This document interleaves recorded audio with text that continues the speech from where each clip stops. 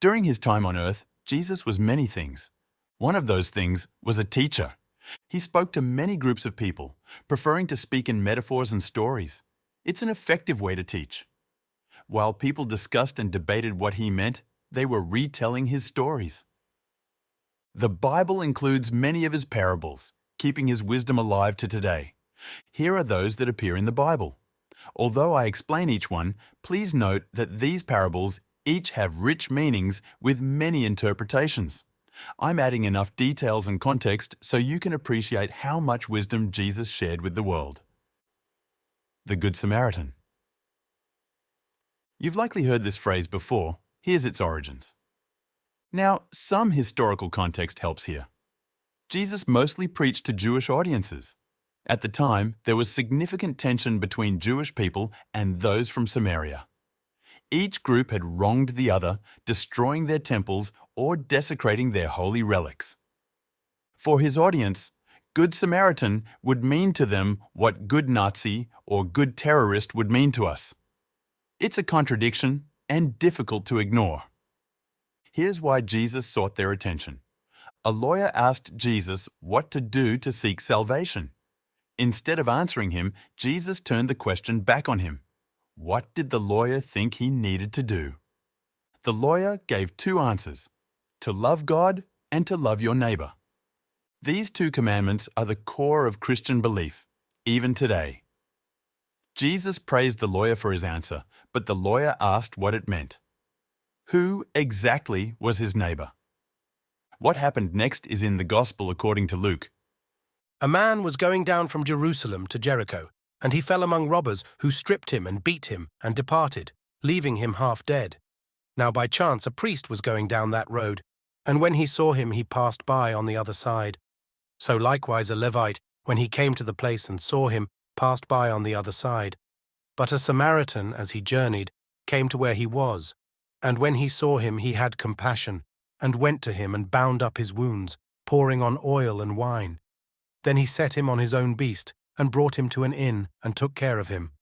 And the next day he took out 2 denarii, and gave them to the innkeeper, saying, Take care of him, and whatever more you spend, I will repay you when I come back. Which of these 3 do you think proved neighbor to the man who fell among the robbers? He said, The one who showed mercy on him. And Jesus said to him, Go and do likewise. Again, remember how much his audience despised Samaritans. This parable must have shocked and shamed them. It's a simple message. Your neighbor is anyone and everyone. It doesn't matter who you are or who they are, all humans deserve your love, respect, and mercy. That doesn't mean you should be naive and let people take advantage of you.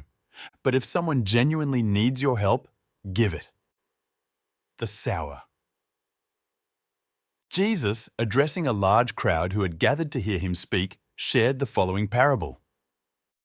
A sower went out to sow, and as he sowed, some seeds fell along the path, and the birds came and devoured them. Other seeds fell on rocky ground, where they had not much soil, and immediately they sprang up, since they had no depth of soil. But when the sun rose, they were scorched, and since they had no root, they withered away. Other seeds fell upon thorns, and the thorns grew up and choked them.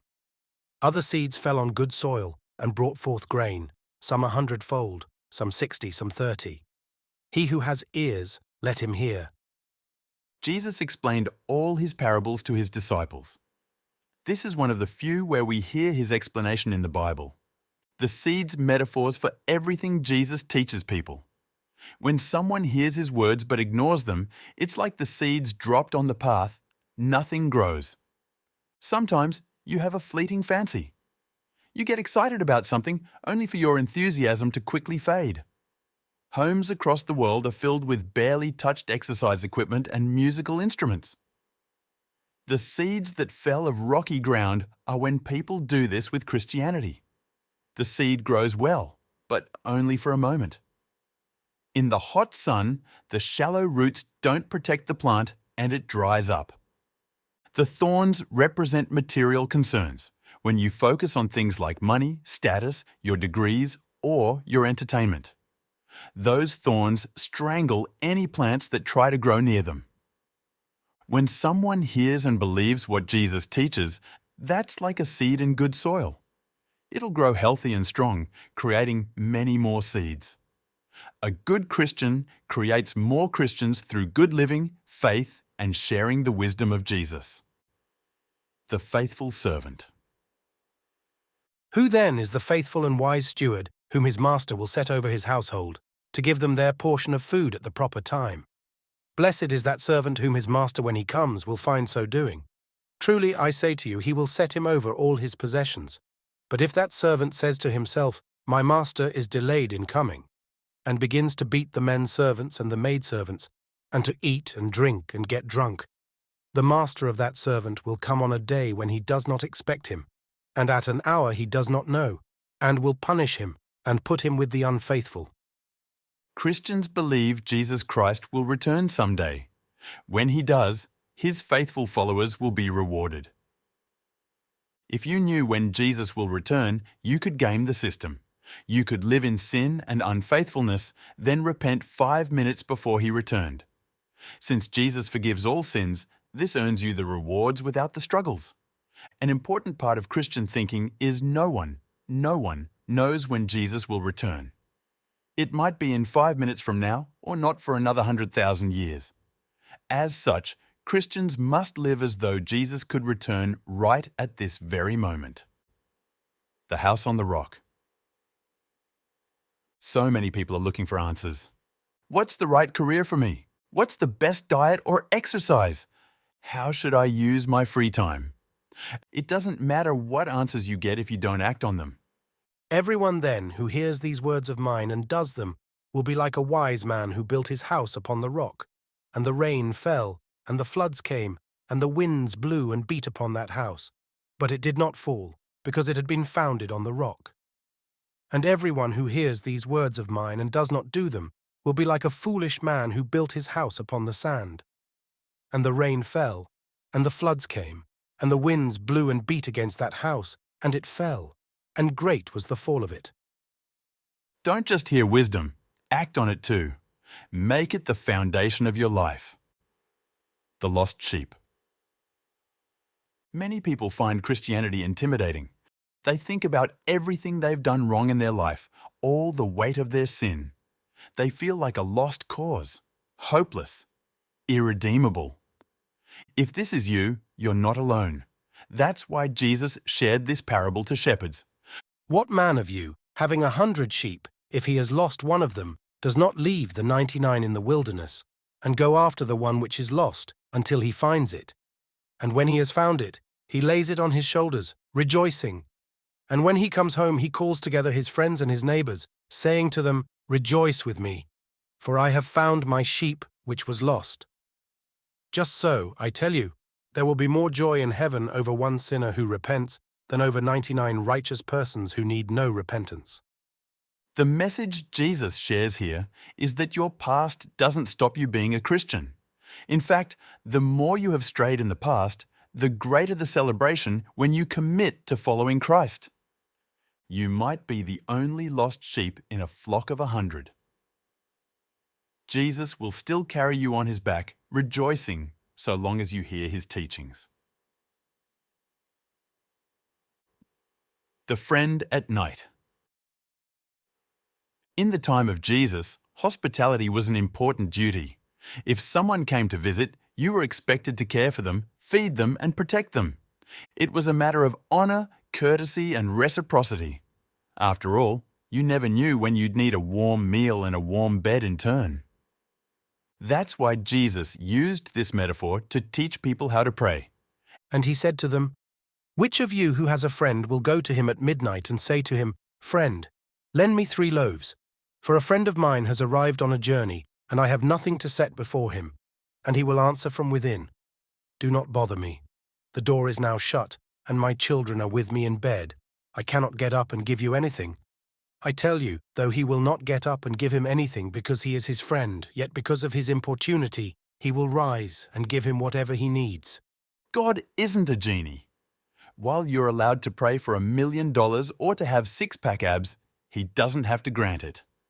That said, the Christian God is a generous God. Christians believe that regular praying can help Him give you what you need. The trouble is, only God knows what you need, rather than what you merely want. The two debtors. A certain creditor had two debtors. One owed 500 denarii and the other 50. When they could not pay, he forgave them both. Now which of them will love him more? Simon answered, The one, I suppose, to whom he forgave more. And he said to him, You have judged rightly. God's judgment is great. If a people fall into too much sin for too long, He will punish them. God's mercy is also great. He forgives anyone who genuinely repents and seeks to do better. Many Christians speak of the relief they feel at having their sins forgiven. Their debts are many, so their joy at being forgiven is significant. The 10 Maidens. Thanks to changes to technology and society, this parable doesn't resonate with modern audiences like some of the others. Picture yourself living 2,000 years ago as you listen. Then the kingdom of heaven shall be compared to 10 maidens who took their lamps and went to meet the bridegroom. 5 of them were foolish, and 5 were wise. For when the foolish took their lamps, they took no oil with them, but the wise took flasks of oil with their lamps. As the bridegroom was delayed, they all slumbered and slept. But at midnight there was a cry, Behold the bridegroom! Come out to meet him. Then all those maidens rose and trimmed their lamps, and the foolish said to the wise, Give us some of your oil, for our lamps are going out. But the wise replied, Perhaps there will not be enough for us and for you. Go rather to the dealers and buy for yourselves. And while they went to buy, the bridegroom came, and those who were ready went in with him to the marriage feast, and the door was shut. Afterward the other maidens came also, saying, Lord, Lord, open to us. But he replied, Truly I say to you, I do not know you. These maidens all wanted to marry, but only half of them, the 5 wise ones, did. This is because they were prepared. They didn't know when the groom would arrive, so they make sure they'd be fine no matter when he did. This is another parable explaining the Christian duty to always be ready. You can't blow off your need to be faithful, not even for a day. You never know when Jesus will return.